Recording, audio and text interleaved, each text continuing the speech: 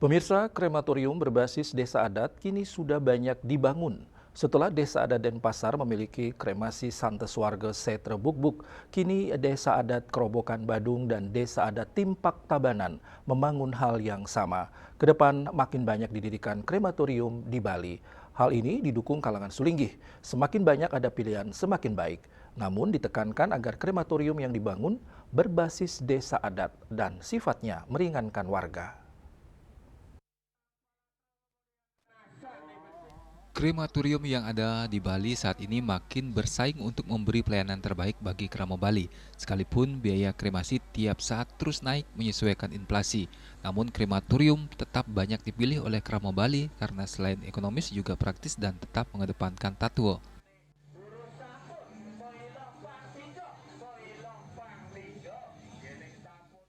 Kita bisa lihat krematorium Santa Swarga di Setre Bukbuk, Kota Denpasar.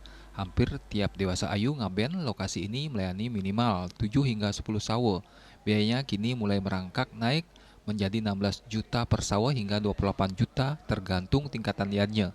Namun Krama Bali sudah mendapatkan pelayanan ambulan, mata tebus, nyiramin layon, ngajum, lan mepegat, pembakaran lan ngaskara hingga nganyut ke segara hingga mekelud.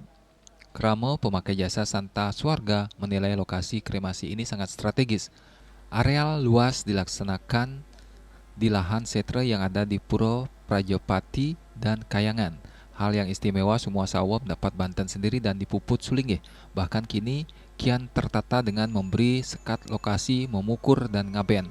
Balai pawedan, toilet yang bersih, tempat banten, kantin hingga parkir yang luas.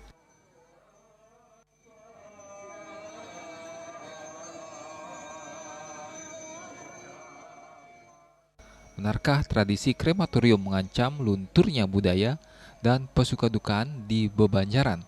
Idersi Agung Dharma Putra Adnyana dari Gria Agung Lanang Dawan Pedang Sambian 9 Agustus 2025 mengungkapkan kalangan Sulinggih tetap mendorong berlangsungnya terus tradisi ngaben di Bebanjaran. Krematorium tetap jalan sebagai salah satu solusi bagi kramo yang mengalami sejumlah masalah di keluarga atau dengan pertimbangan lain.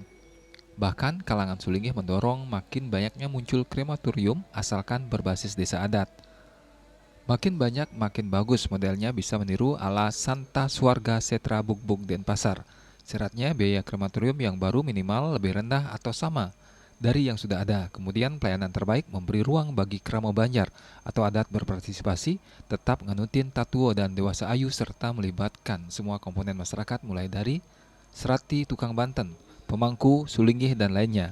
Idersi Agung mengatakan kata kuncinya pada manajemen kremasi lebih efisien dan efektif, sehingga dipercaya dan dipilih oleh kramo sendiri atau kramo tamiu.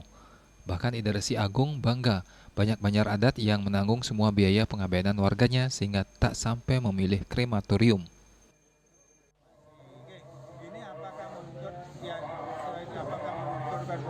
Sudah ada, dampaknya ada nih. Tapi sekarang bagaimana desa adat mengelola itu nih, sehingga dia itu bisa menyaingi ini nanti yang tadi kremasi.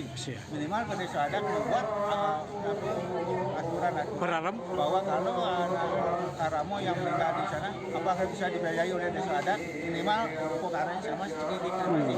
Makanya sehingga tidak membebani, tidak memberatkan. Secara nyata, keberadaan krematorium saat ini banyak membantu Krama Bali.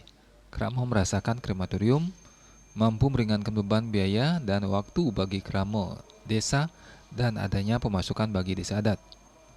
Krematorium sebaiknya dikelola oleh desa adat dan pelaksanaannya tetap mengacu pada awik-awik desa. Switcha Bali TV.